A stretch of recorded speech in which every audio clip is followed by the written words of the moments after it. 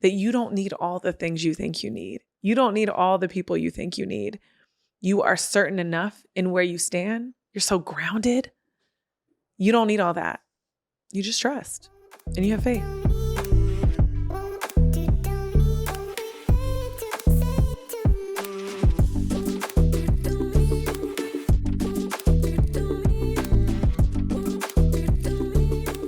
What's up, y'all? Welcome back to Rich in Real Life. I am your host, Jessica Hurley. And y'all, I can't believe this. We've been doing this for 5 years. 5 years. And if you're a longtime listener, it hasn't always been Rich in Real Life. We started out as the Stranded Phase podcast because I wanted to talk about what it was like when you're crying on the floor. What is it like when you build a business and it doesn't work? What is it like when you can't pay your staff? What is it like when you're winning and all of a sudden you're not because life and circumstances and things happen? And that became a lot of my identity until a couple years ago when I realized my life was evolving, a new iteration of me was born, and it was time to do something else that aligned more with my life, and that was Rich in Real Life. So here we are, the next season of Rich in Real Life, and I want to talk about something that was a special request from you guys. And I'm going to sound so cocky when I say this, but I've been asked in several different ways, like, what are you learning from all of these incredible people that you're working with? It's almost as if everyone is like, what have you learned now that you've arrived? I want to make sure I say this clearly. I never had a clear vision, nor did I understand what it would look like when I did, because the reality is I don't think I ever thought I would. And it's funny because once you get there, you almost don't know that you're where you prayed for because you're constantly thinking about what is next, AKA welcome to entrepreneurship. But I will be honest, I'm kind of where I prayed for these days. And there's so much more. Like, I feel like I'm just scratching the surface. I remember a mentor telling me one time, like, you don't really get to the place where you really feel like you're playing the game and doing the thing, and this is your long-term life forever, until you hit like the 8 to 10 year mark. And I was like, what?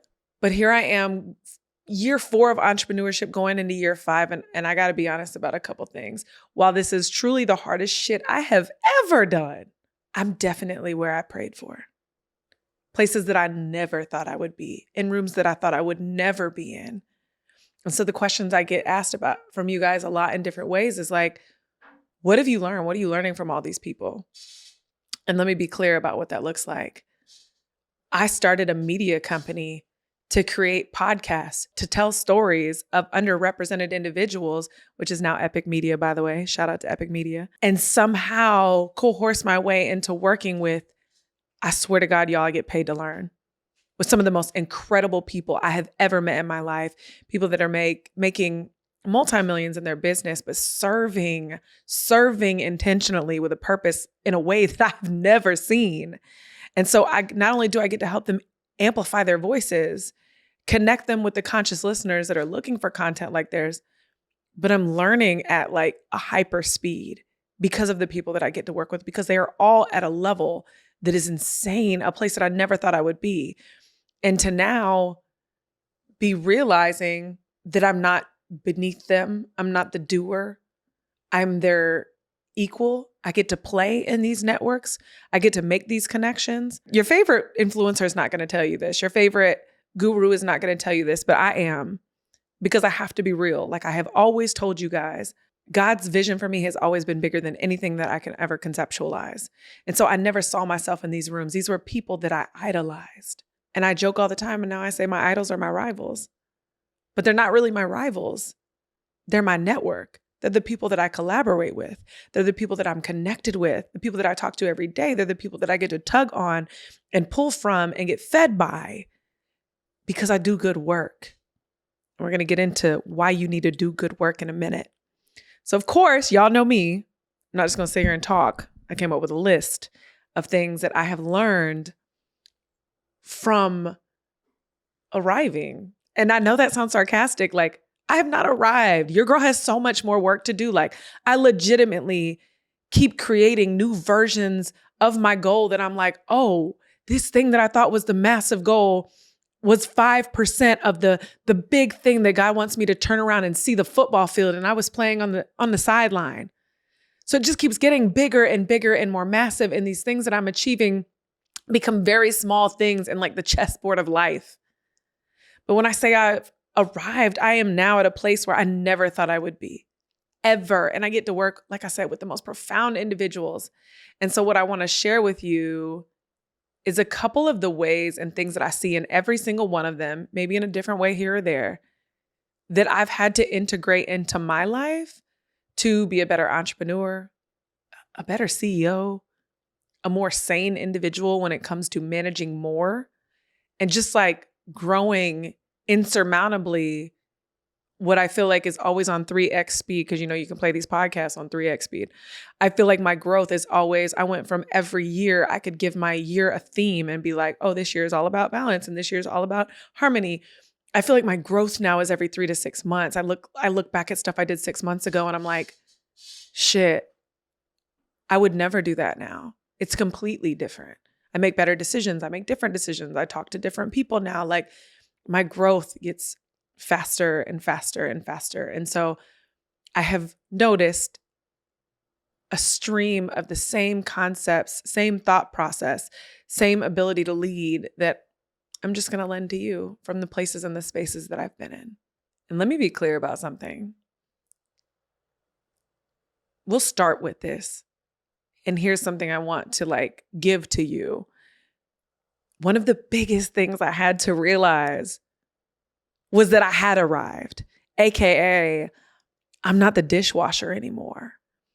And if you have ever been raised in any position, we are not fighting for who is the biggest victim here. But if you have ever been raised in any position where you lacked resources, hell, you grew up with a blue collar family, like you have parents that are workaholics that believe that their worth was valued in the work that they do, then by nature, you are obliged to believe that you have to work twice as hard to get half of what everyone else gets, period.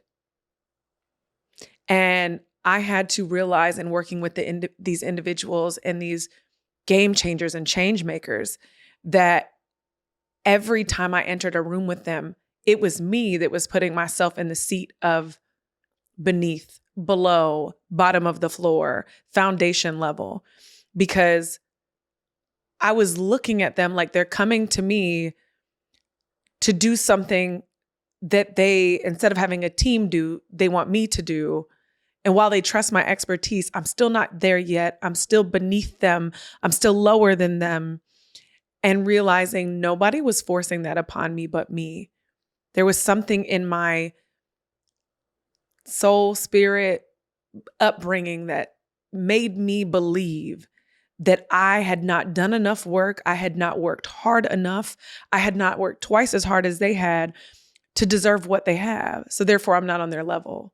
Not realizing that that was all a decision within me, because I had conversations on end with the people that I worked with that further validated, I see you next to me. I see your level of expertise. I see you. In fact, I'll even go this far to tell you that I can't think of anyone else that needs to tell me that they see me. I don't need y'all to do it. I don't need any of my clients to do it. I don't need a former, current, next partner to do it. Like, I don't need any more strangers to validate what I'm capable of, what I'm good at, my God-given talent, or anything else. I don't need another single person to validate who I am or what I'm capable of. I have proof in everything that I have done, as well as I'm very certain in knowing who I am now. But I had to decide I wasn't the dishwasher anymore. I'm not the dishwasher anymore.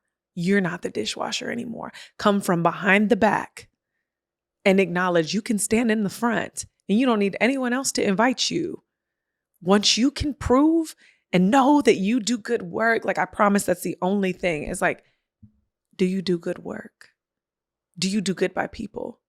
Good. You can come to the front then. And that was like one of the biggest things that I had to really set my feet in is that you get to stand in these rooms and you're not the doer, you're not the janitor, you're not the dishwasher. You're part of this network. You get to stand in here as an expert, a trusted advisor, an individual, consultant. You're not the dishwasher anymore. So, little switch in perspective. So that's 1. 2, y'all know if you've ever listened to my show, when I start to number things, I fuck up the numbers every time. So we're gonna be as mindful as possible here. 2, you never arrive. Something that I've learned from each one of the incredible change makers I work with is that you have never arrived. And that's not a statement to be humble by or something to hold yourself accountable with. It's just simply that you are ever evolving, you are ever changing, and you are growing at a rapid rate, unlike most, which means you will achieve something. You will need to give yourself time to celebrate, and then you will move on to the next thing. Or you will achieve something and realize that you thought that was the big thing, and it only led you to another big thing. And you're like, okay, there's more. And the coolest part about you've never arrived is it doesn't become a damning statement. It becomes something to be excited about because it's like, now you realize you're just plugging along at a journey. And you're like, there's more. And it becomes exciting. There's more. And I can take breaks. I can pull off on the side of the road. I can stop for a little bit, park the car, get out, take a look around, soak it in, take a deep breath. This is beautiful. This is great. Look at how far I've come. Look at all the people I get to put in the car with me. I've upgraded the car. Like I get to decide when I stop and admire the journey. And then I get back in and decide if I'm going to keep going. And there's nothing damning about that. Because I've learned with each one of the profound individuals I work with is like, you've never arrived because it's not a destination. It's a journey. And I know you hear that all the time on the internet and it's this corny statement, but it's so effing true. You're like, there's always more. And that is the most beautiful part about it, which even makes it better for your journey because there's no such thing as failure. You're just driving. You may have taken a wrong turn. It doesn't matter. It all gets you back to the same place. So that's number 2. You never arrive. Number 3. And this is probably what changed my business. This small switch in perspective. Every single transformative person that I have met, been able to work into my relationships, been connected with, there's always, when I say always, there is always a solution to your problems.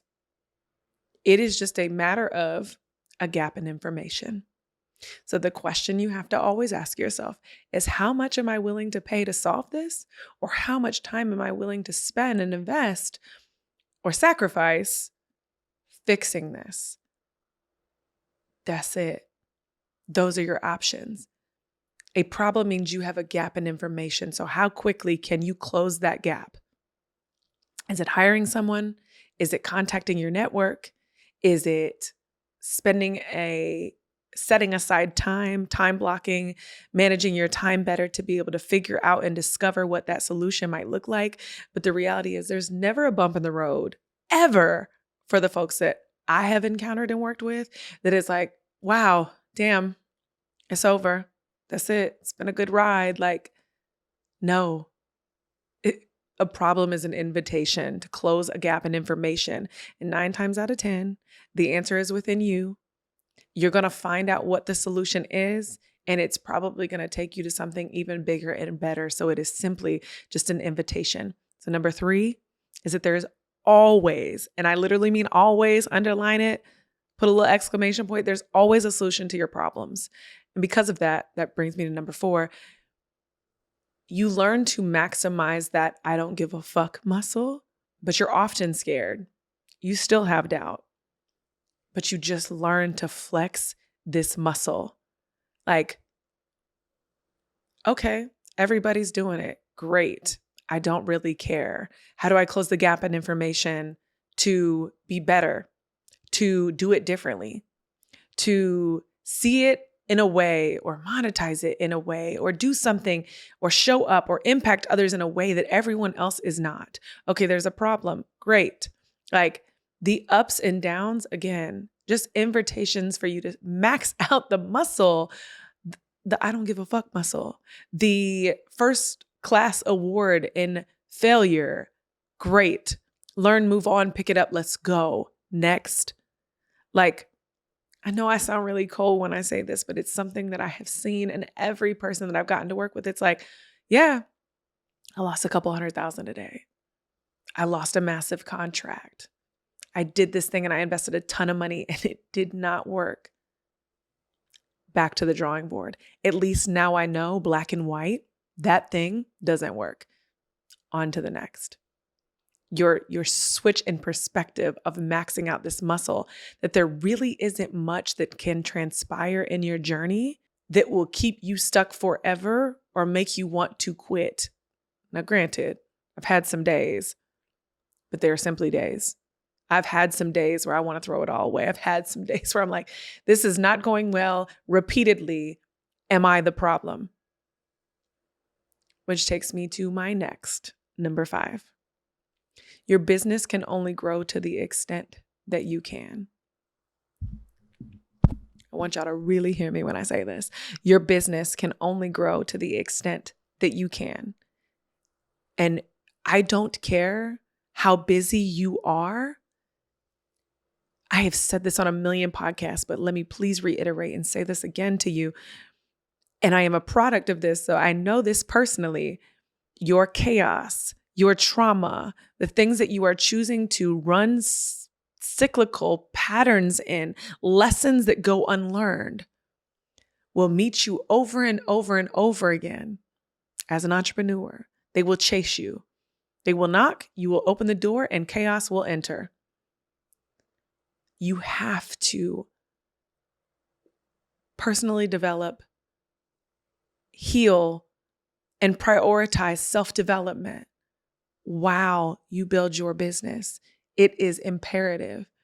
The people that I work with pay the same amount, if not more, for therapy and personal development and relationship coaches and mentors as they do for high performance coaches, the companies that they outsource some of their things to, whether it be finances, social media marketing.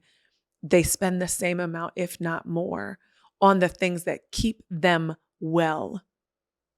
Whether that be fitness, therapy, all of the things, they spend the same amount of money, if not more, because those things will bleed into your business and the way you show up. Let me give you a very, very clear example. I learned a very finite lesson when I was in my 17, 18, 19. It was very clear to me. I heard it clear as day. I heard God say to me, I don't think you're getting this. You can watch everyone else do it, but you cannot live one way by day and another by night and expect results. I'm not going to let you compromise your integrity and give you what you want. I have a purpose for you. I've shown you the path at a very young age. But if you keep doing these things at night, going out, overindulging, drinking, all these things that deviate you and distract you from the path that I've put you on, then you're right. You're not going to have what I have given you. You are only going to prolong the process. So you cannot live one way by day and another by night and expect results. And that lesson has been on repeat in my life. And I thought I learned it.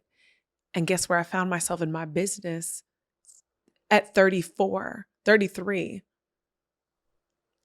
A lesson that I thought was specific to my situation. But when I realized they were the same things, it was just one in my personal and one in my professional, was everything that you did to get you here becomes a liability at scale.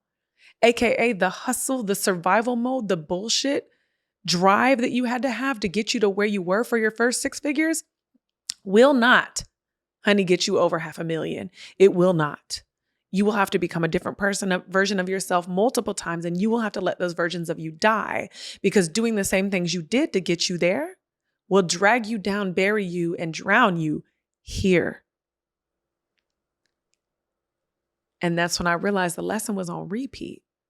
So if I don't do the work, the lesson is on repeat, because a lesson is that if you don't let go of the versions of yourself that you were, if you don't let those versions die, if you don't grieve her, if you don't allow yourself to shed and unbecome and relearn these spaces that you're supposed to be in, you will just be on a cyclical cycle in both your personal life and your business. Number 6, this is my favorite. And I don't know how else to paint this for y'all in a way that it makes sense, but it's going to be as simple as I'm about to say it. I've had people ask me like, how are you getting in these rooms? And how are you, working with these folks? And baby, let me tell you something. Do good work. Do good work. Do good work. I'm going to be honest and tell you, I haven't had to stretch myself or show up in weird places or do weird things to get in the rooms that I never thought I would be in. My name is being said in rooms I'm not in because I do good work, AKA I am committed to the work that I do, which is amplifying underrepresented voices, taking their message and blowing it up, making it visible, both visibly appealing and audibly like beautiful in a way that their audience can receive it and be transformed by it and elevate their consciousness because of it. Like that is my mission. That is my obsession. I do this shit every day for people that come to me with these profound messages and the way in which they like show up and transform the world. And my job is to blow it up. And I care immensely about that because I fucking love it. And so I make sure that no matter what, every product, every deliverable, everything that we turn is good. It's damn good. So good that you're going to know when something comes out with my name on it. You don't have to see. We don't have to obsessively tag things. We don't have to say, oh, we did that. I don't need a whole bunch of credit because you're going to know. You're going to know when me and my team had my foot in something. Do good work. Because 99% of the times, the ways in which I've gotten referred to people or connected with people is because we do good work. Do good work. Do good by people. It will pay off, I promise. There's this trend on the internet about the soft life and about creating flow and ease. And I will be the first to tell you that I have had to break and fix my systems in my business with experts over and over and over again, probably to the point where I'd like to cry. And while flow and ease and the soft life is super attractive and I want it just as bad as you do, it has to be earned. It is earned. Like, just like a relationship, just like a job, just like a partnership, with access comes responsibility. And so just like access to flow and ease, that has to be maintained. It has to be earned. And what I have noticed about a lot of the incredible people that I get to work with is that they work very hard so that they can play and live well. See, I told you I was going to mess up the numbers. Number 8, the word no will save your sanity. The word no will save your sanity. I have said this before. Years ago, I had an episode that aired on the Stranded Phase that you can find somewhere down there that was all about the year of yes. And then in 2022, I came out with an episode that was like 22 things I'm going to say no to in 2022. As my business has evolved, as I have made incredible connections, as I continue to evolve the way that I do work, I want nothing but like effortless yeses and hell no's. Like if it is not a hell yes, it's a hell no.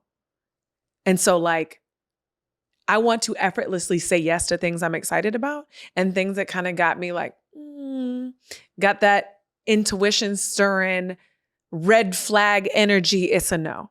Like it's a no. That no will save you your sanity and your business. Because let me tell you from firsthand experience, it is very freaking easy to tank your business by saying yes to everything.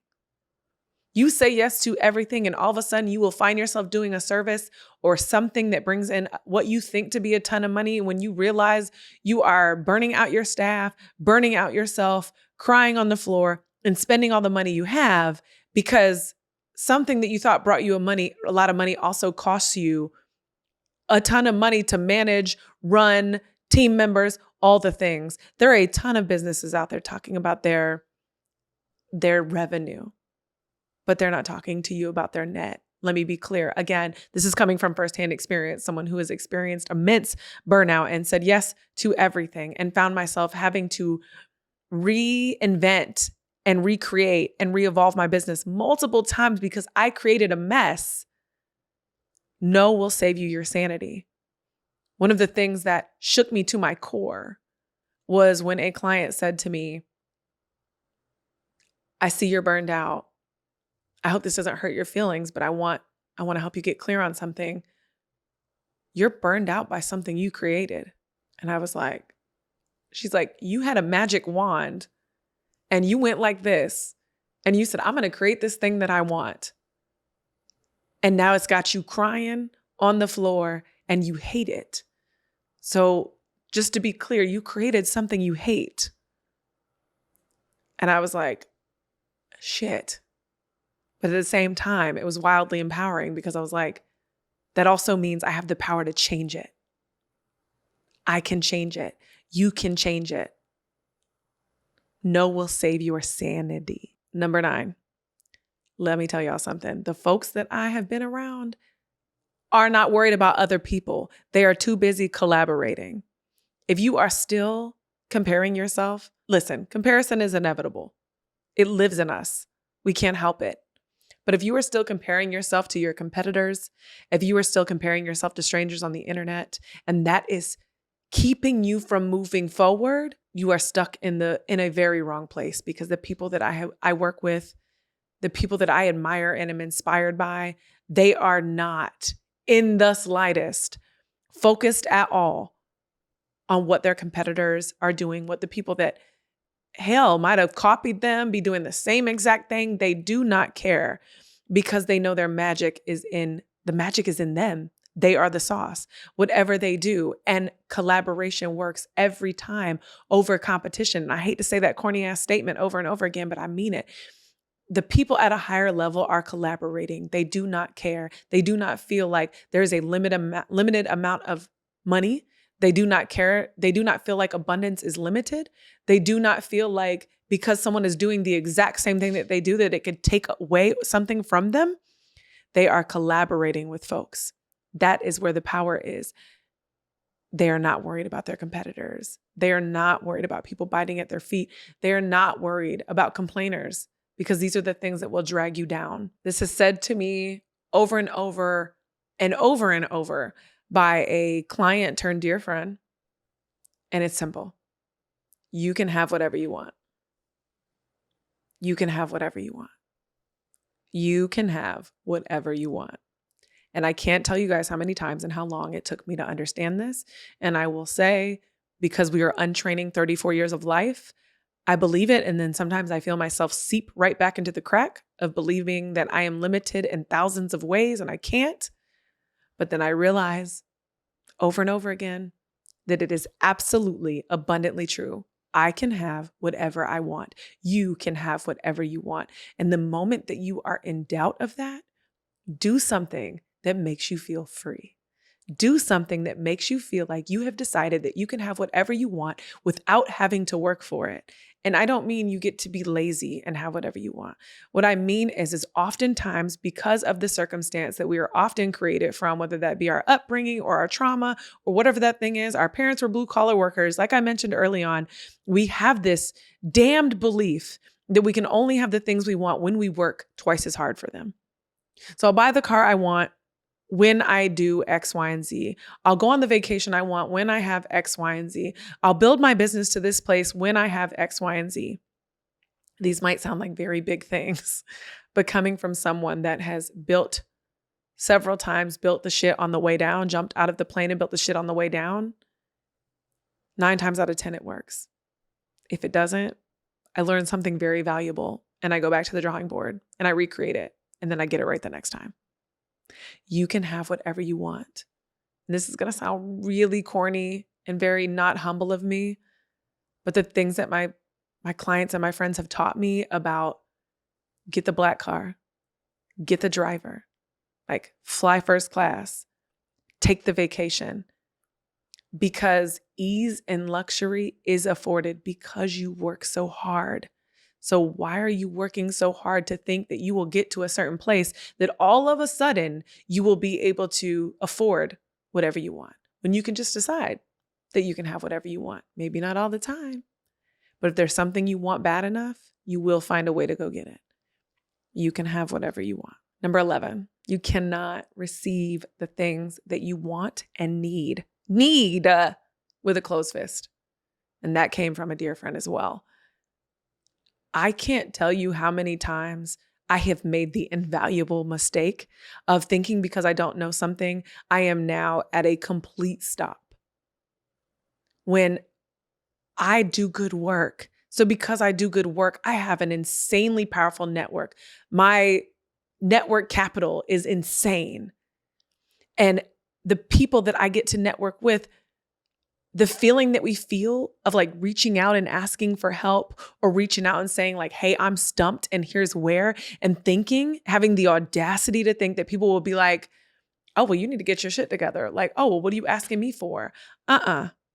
No. If you run in the right circles and you have the right network and you do good work, I have made the invaluable mistake over and over again where I am so afraid to tell people that I'm stuck sometimes because I think they'll think less of me.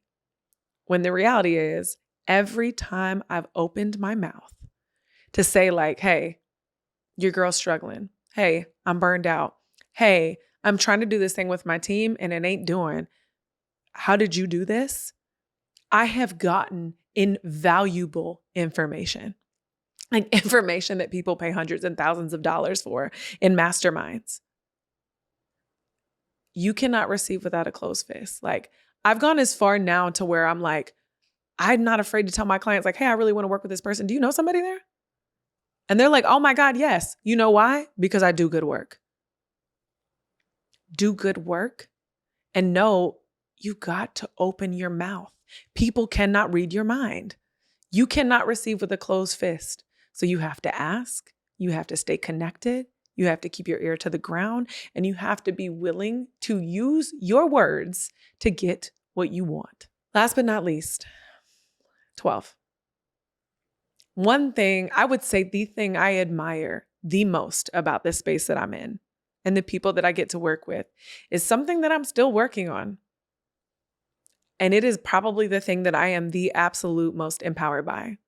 And it is that the people at a high level that I admire and am inspired by, they are wildly certain on who they are. And because they're certain on who they are, they make quick decisions.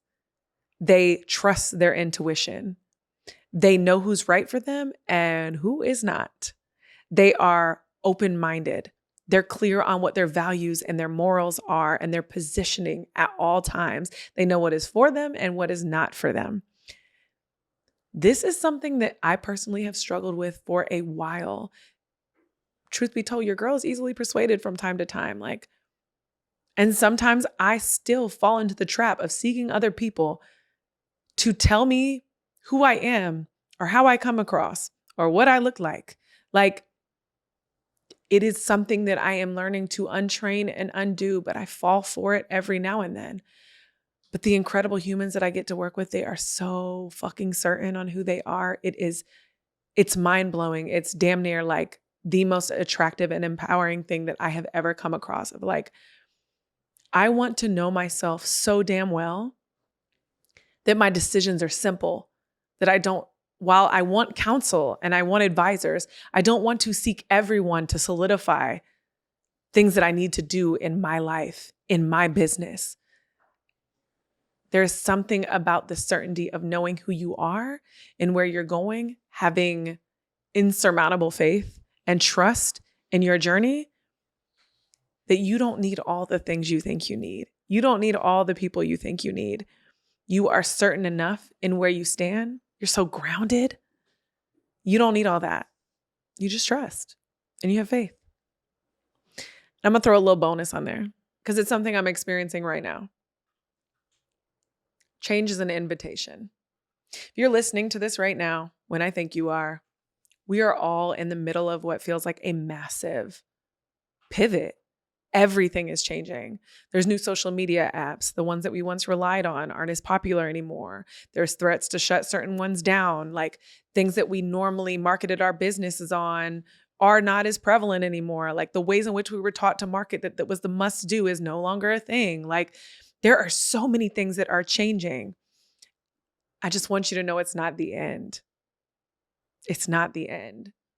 Like I remember the days when things like this would happen and I would be like, oh my God, this is the end. This is it. I had a good run. It's a wrap. Jessica, go get yourself a job. It's not the end. It's always, change is one, inevitable. It is two, always an opportunity to reinvent yourself, to rebrand yourself, to pivot. It's an invitation to just evolve. And most times, something bigger and better and another opportunity, like when crisis and chaos begins, it's usually at the forefront of change. And what we don't realize about change is like literally that gap in the middle, that thing in between is the perfect opportunity for us to recreate ourselves. Absolute perfect opportunity to say, okay, what I did worked. Where do I want to go now? Let me audit how much of my life is what I want it to be and how much is not. How far did I veer off from what I knew that I originally wanted? And how do I get closer to that? Well, now here's this gap. Here's this middle. Here's this unnecessary, uncomfortable, undesired change that is being required of me. How can I recreate, reinvent, rebrand, renew, pivot myself in a way that allows me to have more of the life I desired? I'll end with this. When I think about unnecessary change, a couple years ago, when I left a long-term partnership I was in, I remember one of the hardest things for me to let go of was grieving the vision I had in myself in my head for the family that I had. Like that was the only way. Like that was the only way your girl was going to have peace, be loved, and like have the family I desired. Like that was it. That was the only vision I had. So anything outside of that felt like rejection, betrayal. It felt like hell, but it was an invitation. It was an invitation to change everything about my life, the way that I saw myself, the way that I showed up in the world, the way that I had my impact, the way that I felt about myself, the way that I love myself. It gave me an opportunity to change everything. And this morning I was sitting on my balcony looking at the view. And I was like, man, this is a peace that I didn't see coming. This is a level of peace that I didn't see coming. And the change that occurred in my life that shook me to my core really just led me to completely different level of peace, a different way to love myself, a different way to see myself, a different way for me to show up in the world. Like that change was so necessary. But at that time in my life, you couldn't tell me that.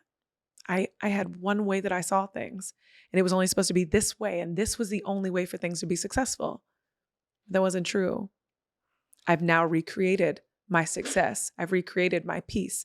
I've recreated my life, and it's better than anything I could have ever conceptualized. So I hope this episode was helpful. I hope it was inspiring. I hope wherever you're at in your journey, business, professional, personal, this makes you realize that there is always another level. There's always a new devil. But change is inevitable. And it's a really beautiful invitation. And start dreaming about what it's going to look like when you do arrive. What are you going to do when you get there? How are you going to show up? How are you going to impact people? What are you going to do when you get to the places that you dream of? And how are you going to pull off on the side of the road, take a deep breath, take it all in, acknowledge the journey, and keep going? I'm sending you guys so much love. Thanks for listening to another episode of Rich in Real Life. And I will see you guys on the next episode.